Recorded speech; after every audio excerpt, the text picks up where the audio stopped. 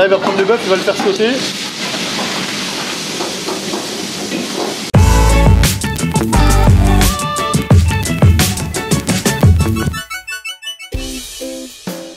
Salut tout le monde, bienvenue, nouveau vlog aujourd'hui. Là je suis dans le métro mais je vais rejoindre le poteau Faisal qui a organisé une petite expédition aujourd'hui.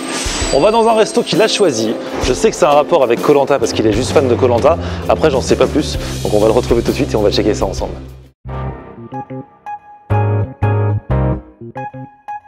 Eh, comment ça va? Ah, laisse tomber en ce moment, je taffe comme un ouf. Je rentre chez moi, je fais rien. Tout ce que tu dis peut être retenu contre toi. Ah ouais. Ah non, en ce moment, c'est métro, boulot, dodo, je te jure. Ah ouais, vivement le week-end. Et du coup ce soir on va où? Au Lanta Wok. C'est un restaurant thaï créé par un mec qui a fait Koh Lanta, il s'appelle Nessim. Ah d'accord. On va le rencontrer là. Et il est connu? Bah, connu pour ceux qui aiment Koh Lanta.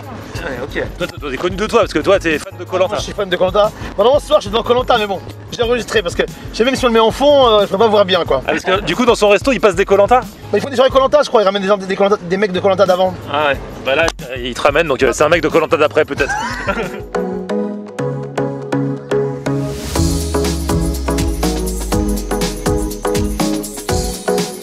Bon ça y est on est arrivé, Nessim c'est lui? Voilà, il est là. Tu rentres de vacances? Ouais, je suis rentré de vacances hier. T'es où? On a profité un peu, on était à Dubaï. Ah bah ça va la vie. À Dubaï, bah, bienvenue. Hein. Ah bah y en a qui voyagent encore. Il y avait des livronières où il était pas là ce mois-ci. Non, des livronières il était pas là, ils sont en galère. Ça va ou quoi, vous avez fait bonne route? Bah ouais, tranquillement. Tranquille. On est arrivé, donc on est à Bagneux ici. Voilà, c'est ça, Lanta Wok. Et toi donc t'as fait Koh Lanta en quelle année? En 2015. 2015, ouais, ça commence à dater un petit peu. Ça y est, ça date hein. Et t'as ouvert ce resto, en fait c'est fast food thaï, c'est ça? C'est ça en fait, ça reste dans la restauration rapide, c'est-à-dire que vous venez, vous commandez directement à la caisse. Et une fois que vous avez commandé, vous allez vous installer. Et entre guillemets, vous avez les services d'un restaurant, c'est-à-dire qu'on vient vous déposer les plats à table, on vient vous demander si ça va, c'est à mi-chemin. Voilà, commande au comptoir, voilà. Et après on vient nous servir à table. Exactement, voilà. C'est cool. Ça va. Et là, parce que la Thaïlande, du coup, ça fait partie des endroits où t'as beaucoup... Bah ouais, j'ai été en Thaïlande, je vais en Thaïlande souvent en famille et... Comme tous les Arabes. Voilà, c'est ça. Et le Koh Lanta... Pattaya. C'était en Malaisie, moi, c'était en Malaisie, donc... Tout ce qui est Asie et tout, je suis fou amoureux de ça. La déco, franchement, c'est trop marrant. Ouais, et du coup, sur l'écran, l'histoire de Koh Lanta, tu passes Koh Lanta? Ouais, bah là, je sais même pas pourquoi il l'a pas mis là, on va le mettre. Ce que je vends le mieux en entrée, t'as les dynamites poulet, dynamites crevettes. C'est des morceaux de poulet frit avec des crevettes frites aussi. Ah ouais, je kiffe ça. Tu choisis, c'est légèrement épicé. T'as les nems maison, tout est fait maison après. Comment ça, Bangkok? Bangkok, ouais, je connais, mais j'ai jamais été mangé. C'est pas mal. Ouais. Dynamite poulet, dynamite crevette, t'as le nem poulet, nem crevette. Après, t'as brochette de bœuf citronnelle aussi qui est pas mal. En plat, ce qui parle mieux, t'as le samui, c'est un riz thaï avec des morceaux de poulet frit.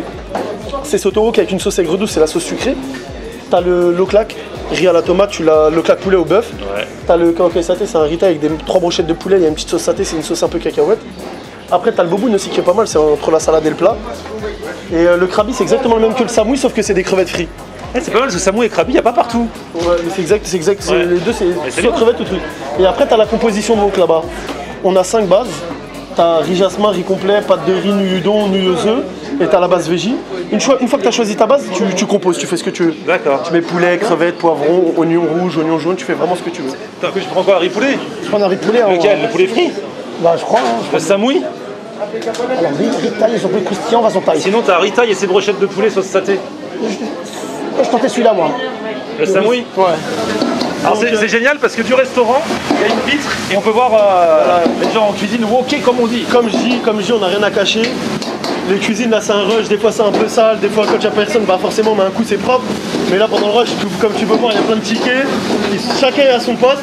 Donc là il y a Gia, voilà elle est là Gia. Ok. Bonsoir. Là il y a Nam. Bonsoir. Ça c'est Watsana, okay. Watsana elle est là, la princesse. Là il y a mon petit frère Adam, il est là. C'est un peu le chef d'orchestre, c'est lui qui regarde, voilà, qui sort les tickets. Les commandes, les tickets. Là t'as les tickets qui sortent, il y a la tablette Uber, il y a les tickets. Là t'as le surplace, t'as les tickets, là on prépare les commandes des gens, donc forcément c'est un peu d'attente, c'est normal parce que... Et vous essayez de pas faire comme un McDo, que les gens ils aient toutes leurs commandes et qu'il leur manque rien. Voilà, c'est ça. Parce que quand ça nous a déjà arrivé bien sûr, bah, ça arrive à tout le monde. On dit ouais voilà, il y a un dessert qui manque, ou une boisson ou un plat. Comme je t'ai dit ici, comme tu as pu voir les commentaires, c'est qu'on a encore le côté humain. Ouais. C'est-à-dire que ouais, il vous manque quelque chose, bah désolé, la prochaine fois que vous venez, c'est moi, je vous invite. Tu vois, ça peut arriver, tu vois. Et je leur casse la tête à tous pour leur dire que faut pas avoir peur. Des fois, comme là, il y a du monde, les gens ils peuvent attendre des fois 15-20 minutes. Ne pas avoir peur de dire voilà, ça fait combien de temps que vous attendez, 20 minutes, tenez, je vous offre une petite boisson. Ça fait toujours plaisir. Moi, en tant que client, quand je vais manger dans les restaurants, des fois ça peut arriver qu'il y ait de l'attente. Hein. Donc quand il y a un petit geste comme ça, je suis toujours content. Ah oui, c'est une petite attention, ça coûte pas grand chose, mais on est content. C'est exactement ça. En tout cas, vous êtes les bienvenus, j'espère que ça va te plaire. Merci, j'espère. Voilà, donc là, tu veux faire un petit tour comme chez toi. donc là ici, c'est ici qu'il prépare les wok, Voilà. les wok à composer. Et là, ils sont en préparation, là, ils préparent un low-clack. Voilà. Ah ouais, d'accord. Le fameux low-clack. Voilà, ça c'est le fameux low-clack. Voilà, il a mis un peu d'huile. Là, il va prendre le bœuf, il va le faire sauter.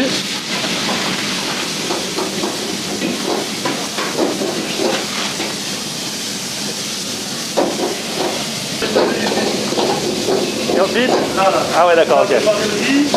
Ils ont préparé le riz à la tomate. Alors attends. Et après, du coup, vous avez tout préparé. Voilà, le riz, tomate. Voilà, riz à la tomate, œuf, un peu d'oignon, un peu de tomate. Et là, il va mettre le bœuf par-dessus, on met un peu de ciboulette et on va laisser peser. Et hop, on va laisser peser. Du coup, le secret du low-clack, c'est quoi? C'est une bonne viande et qu'elle soit bien marinée. Voilà, c'est ça. Après, en général, si tu as une bonne viande, c'est. À la rigueur, même, j'ai envie de te dire, si le riz n'est pas très bon et que tu as une bonne viande, c'est bien. Ouais. Et la marinade, c'est quoi du coup? La marinade, c'est la sauce soja? C'est exactement ça, sauce soja. Et après, par-dessus, on rajoute un petit goût sucré, un peu de sauce panda. Ça donne un petit goût sucré. Et la viande chez le boucher chez qui je prends, tu vois, franchement, c'est. Et hop. Voilà, tu vois, il vient, Voilà, il met les bœufs, il met le mal. C'est à chaque fois, c'est une louche à chaque fois pour une portion. Après, comme tu peux voir, les portions, on n'est pas radin. Ouais, ça va.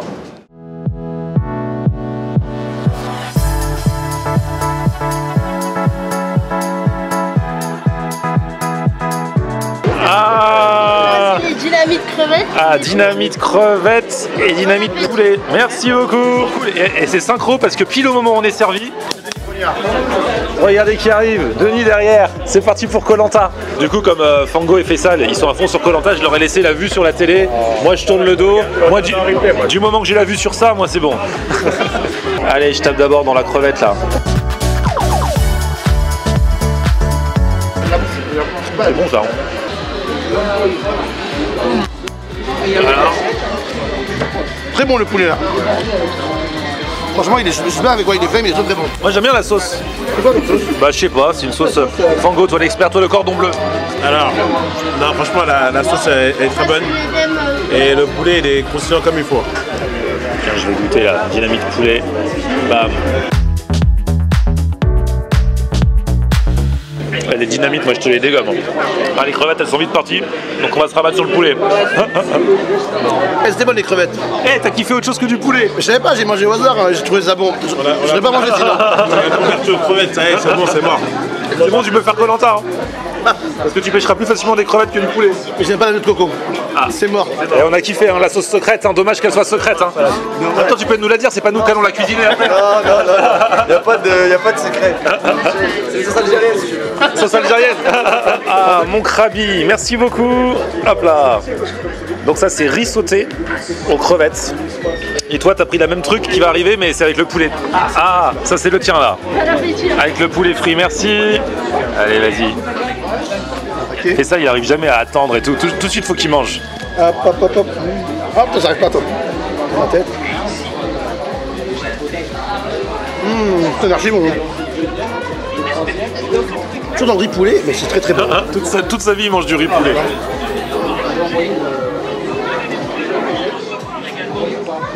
Très bon et très copieux. Ici, ils mangent pas avec les baguettes, dans 2 minutes, il n'y a plus rien. Ouais, c'est vrai. Au moins avec les baguettes tu mets un petit peu plus de temps. Alors que voici le lock-lack, le fameux lock-lack. Bon appétit. Merci. Bon bah bon app hein. En plus là j'ai assisté à la conception, au wokage, j'ai veillé à tout. J'ai entendu le plus grand bien du riz, donc on va goûter ça. Là c'est donc la version avec crevettes, le krabi.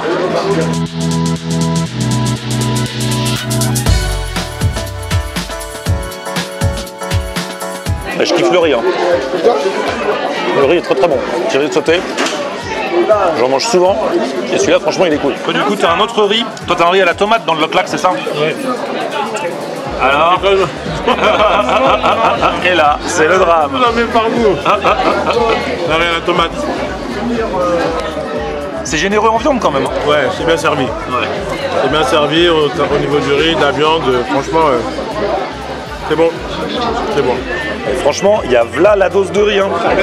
C'est ouf. Ah ouais, c'est blindé. Hein. Même moi je vais pas finir. C'est super bien servi. Hein.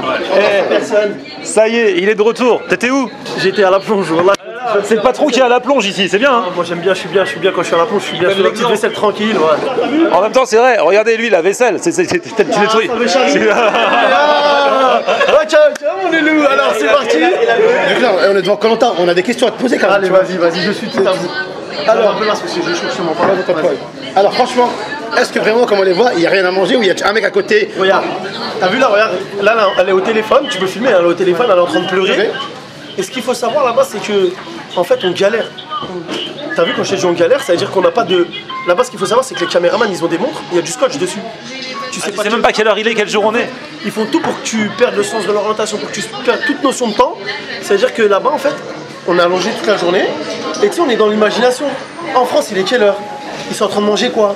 Qu'est-ce que tu aurais mangé? C'est-à-dire que moi le premier, quand j'ai entendu la voix des proches des autres candidats, les voir pleurer, ça m'a mis les larmes aux yeux. C'est-à-dire que l'émotion elle est décuplée. Exactement, ouais. C'est un truc de fou. Et ce qu'il faut, t'as plein de gens qui me disent ouais le soir dès que les caméras se coupent vous dormez sur la tête de ma mère.